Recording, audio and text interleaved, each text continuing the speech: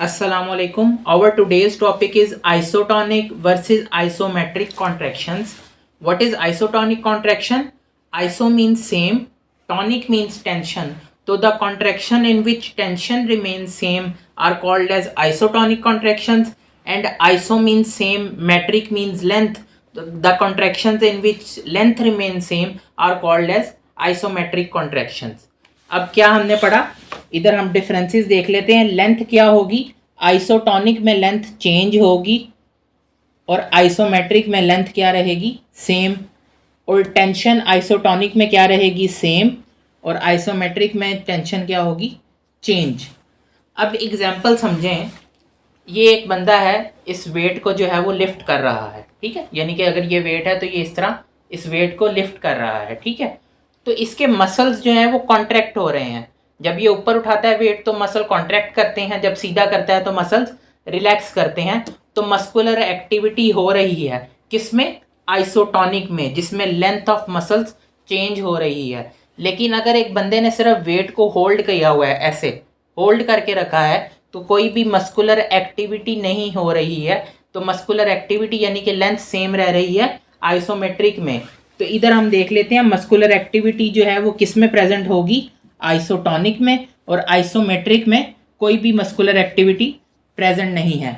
Movement of object, ये object पहले इधर था, फिर इस बंदे ने इस ऑब्जेक्ट को उठाया, तो ऑब्जेक्ट क्या कर रहा है, मूव कर रहा है आइसोटोनिक में. लेकिन आइसोमेट्रिक में बंदे ने सिर्फ उसको होल्ड करके रखा हुआ है, ऑब्जेक्ट मूव नहीं कर रहा. तो आइसोटोनिक में ऑब्जेक्ट मूव करेगा और आइसोमेट्रिक में कोई ऑब्जेक्ट की मूवमेंट नहीं है. Next, work done. जाहिर बात है जिधर ऑब्जेक्ट मूव करेगा वर्क डन भी उधर ही होगा. आइसोटोनिक में वर्क डन होता है और आइसोमेट्रिक में कोई वर्क डन नहीं होता.